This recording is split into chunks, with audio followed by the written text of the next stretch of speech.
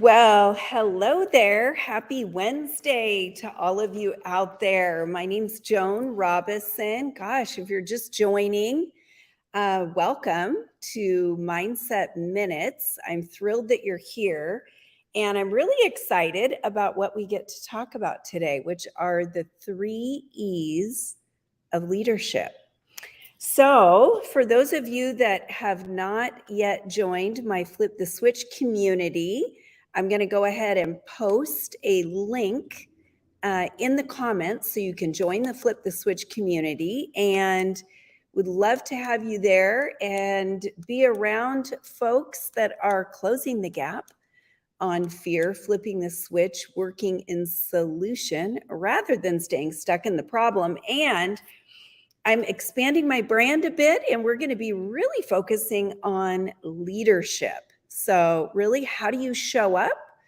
Who are you leading? And how are you personally developing yourself so that you can support and help others develop themselves? So, I just want to take a moment and give you guys a little update. So this past couple days, I was up in Sedona. I live here in Arizona, and gosh, I have to say there's something so magical about Sedona. I mean, it is known as one of those energy vortex destination spots, tons of great things, family-wise, and hikes and great food, and just a beautiful community up there.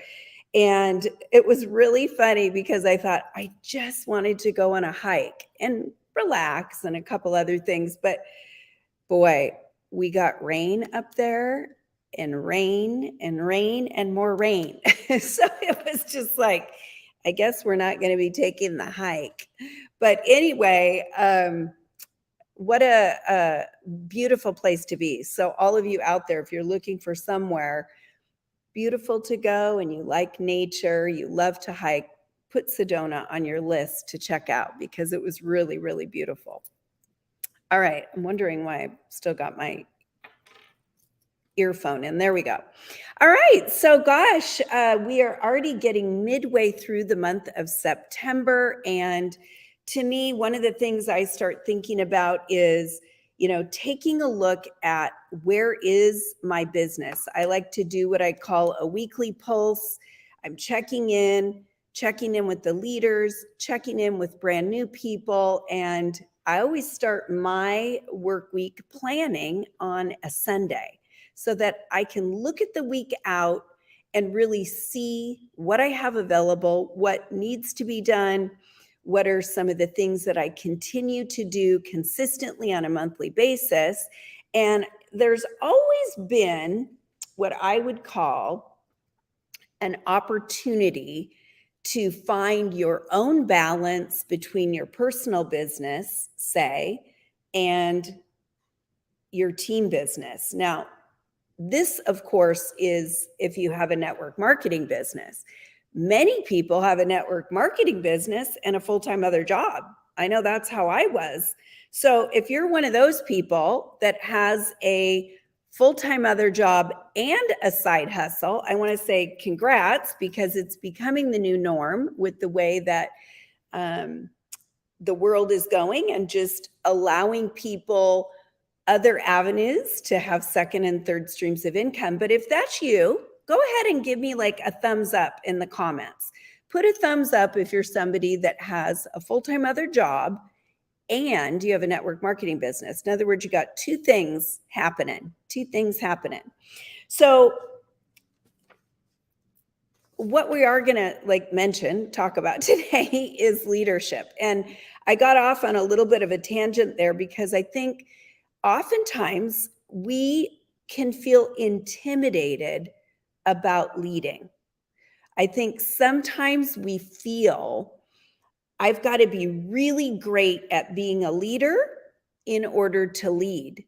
And many of you right now are leaders and you don't really recognize yourself as a leader. So I want to just give you my own little definition of what I think leadership really is.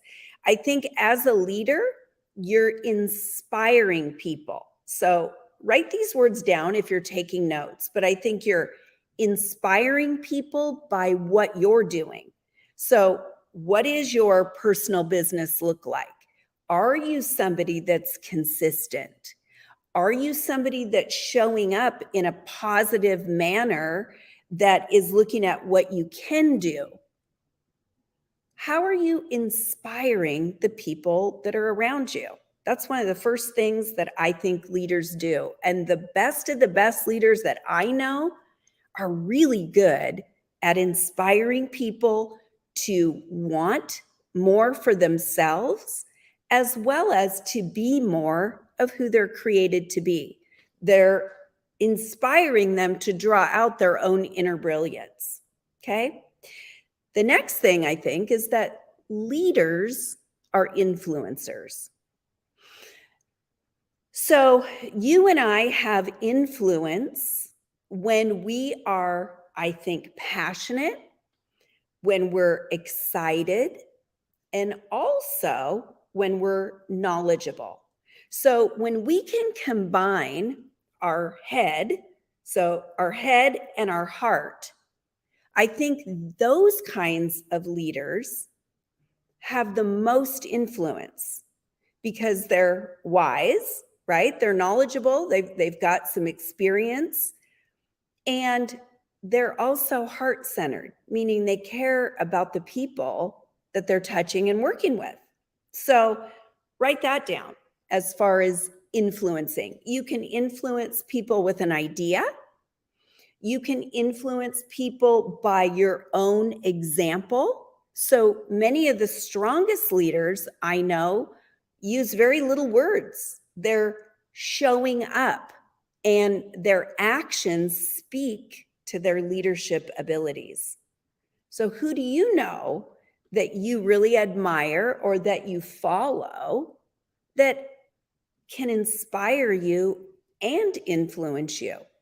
And then the last thing that I want to share is I think leaders also make an impact, right? So leaders make an impact. And I think that is super, super important. So I'm giving you those three things because I really believe those are the things that leaders do. And now we're going to get into the 5 E's of leadership.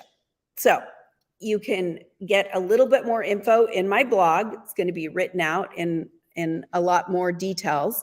But today I want to talk about the 5 E's. And actually, I pulled out my book, Flip the Switch. So if you haven't got my book, Flip the Switch, you can grab this at joanrobison.com.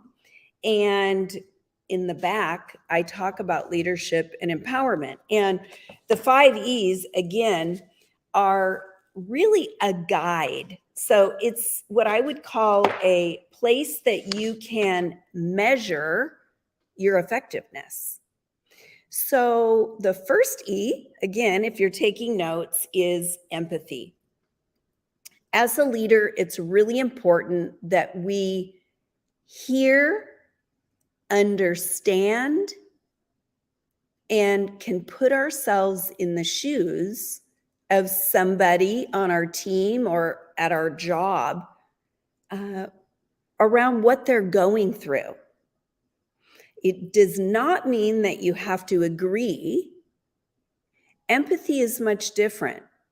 Empathy is just understanding and being that person that is, in my opinion, listening and understanding what that person's going through, putting yourself in their shoes. And again, I don't think that it has anything more to do with anything. I mean, empathy really is caring, if I can just say it that way.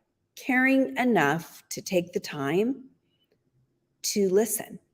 So empathy, how's your empathy level? If you were to write down, 1 to 10, where would you fall in empathy? It's a good way to measure how you're interacting with your team. And another thing that I want you to know is when you're empathetic, you will draw people closer to you. Now, there's a big difference between empathy and sympathy. Sympathy is when I'm feeling sorry for what you're going through. Empathy is I understand where you're at and I can feel what you feel. Has nothing to do with anything around sympathy. So just make sure that we're clear on that. All right, number 2, if you're taking notes, encouraging. I have found that I sometimes have tended to be critical of maybe what somebody's doing. So maybe I'm going like, oh no, they're doing it all wrong. Oh, they'd have a way better result if they did it this way. That might be my first thought in my mind. And that doesn't really sit well with people. I always think about, are people moving closer to me, further away, or are they running for the hills? And I think we can all say that we've had people run from the hills, but that's not the idea, right? So think about being an encourager. Are you somebody that sees the best in somebody? Are you somebody that says you're almost there? I know you can do it. Do you believe in the people that you partner with? Are you verbally saying that? So if you are an encourager, put a heart down in the comments. Put a heart in the comments. And if you're listening on replay, put a heart in the comments, because being an encourager is really critical to attracting people to you. There isn't a person in the world who doesn't like to hear good job, who doesn't like to hear, gosh, you know what? I know you have it in you. I've seen it before. Here's what I've seen. Here's what I like about who you are. Encouraging words are powerful, and they often can give people that next nudge, that next boost to their next level of evolvement along the journey of being a leader. So, are you encouraging your people? Are you fueling them? Are you giving them that fuel to take the next step? All right. I'm looking at some of the comments here. Yeah, seeing the best in people. I love it. Excellent. All right, let's go to the next one. So number 3 is equipping. And I like to talk about this a lot because there were times in my own, past 20 years where I probably enabled people. And maybe sometimes I still do here and again, but what I really focus on is equipping people to do for themselves what I teach them. So I want you to think about that. Are you somebody that goes and does it for them, right? So if somebody wants to know, let's say, the monthly special, do you go find it for them and then send it to them? Or are you somebody that says, hey, Susie Q, you can find it if you click here, go here, and then you just print it out? That is equipping someone. I find that the way we do anything is often the way we do everything. So if you're somebody that maybe is an enabler, you probably do it in other areas of your life. Here's the not so fuzzy, warm, fuzzy news about being an enabler is you're literally stealing from that person in a sense of you're taking a growth opportunity from them. So I want you to think about that the next time that you go to do it for them because you think you're being nice or you're making it easier for them. Maybe you ask yourself this: am I strengthening their growth or am I weakening their growth?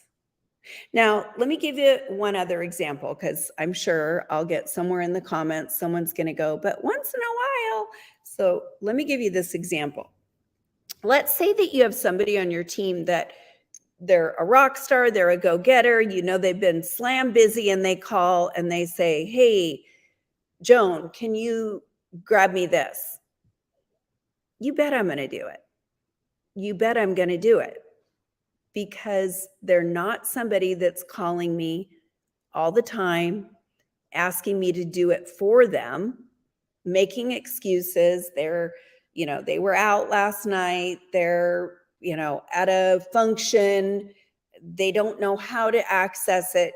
There's a big difference between supporting somebody that is empowered, that is just maybe busy and they need a quick, here's the info, right? So keep cognizant of, we also don't want to go so, equipping, so empowered, right? Where, that people, you forget your humanness. So every situation requires you just to take a closer look and ask yourself, however, am I somebody that is equipping my people? Am I equipping them? All right. The fourth E is endurance. Now, this is a little bit of a hard one for sometimes people to really understand or just to kind of allow. So sometimes you're going to see your team members struggle, and even you might even know the answers to what they need, and you want to not see them struggle.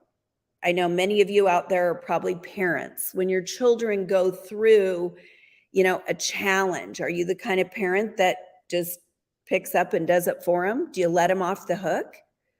Or do you let them struggle through it because you know that you're building their endurance? Think about it. Endurance to me comes to mind when I'm, climbing a mountain or going on a run.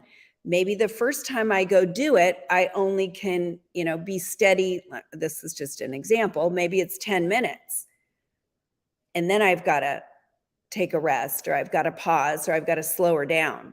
But then if I go practice again, maybe I'm up to 12 minutes and so forth. So endurance is big because endurance is something that grows the person and it helps develop their character. So if we don't let them struggle, how are they ever going to own the fact that they overcame the challenge, right? I want people that I work with to know that they did the work. They developed the endurance. I didn't do it for them. I just might have had a part in guiding them, but that's it. The success is theirs. Same is true if they choose not to do something, right? That's on them. My job, though, is to equip them to empower them, right? Not enable, and to help build that endurance. Lots of ease here. Lots of ease. All right.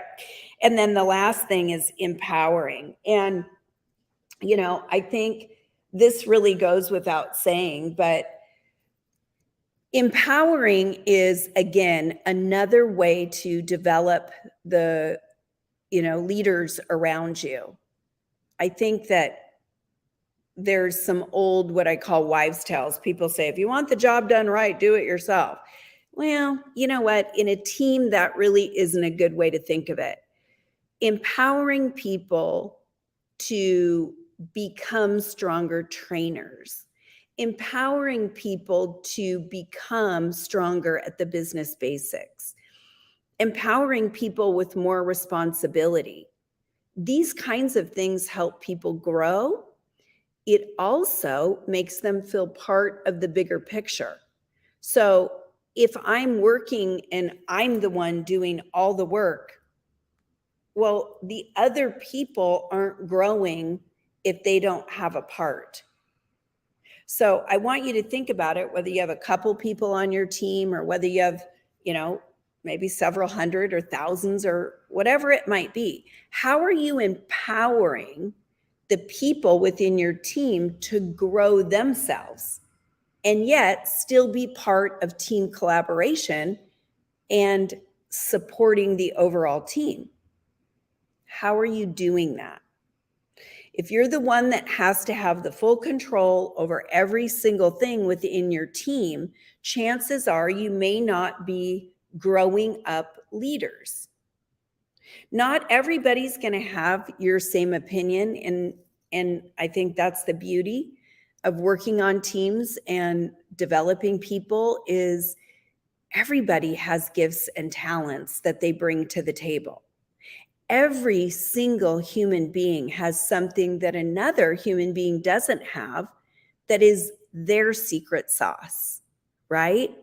So if we know that, how can we draw out the very best in what we see with the people that we're working with and support them to continue developing themselves?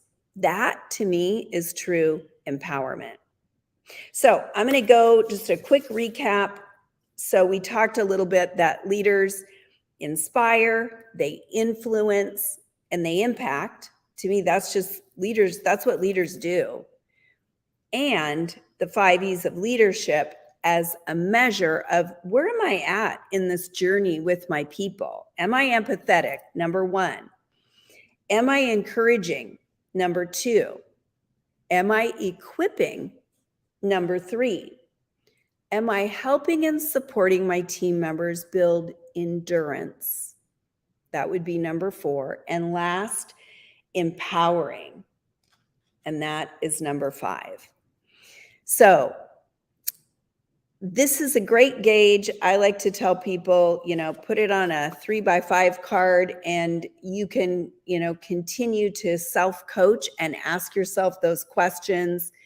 I really believe that just having those nearby and just, kind of asking myself the questions allows me to continue to grow myself. Now, for those of you that are interested in growing yourself to the next level, I am right now accepting applications to work one-on-one or in a group coaching setting. So please feel free to drop your name in the comments below.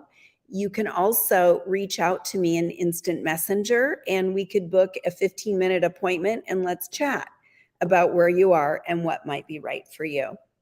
All right, everybody, it has been fabulous to be here on Mindset Minutes, and I just want to wish you a fantastic rest of the week. Take care. Bye, guys.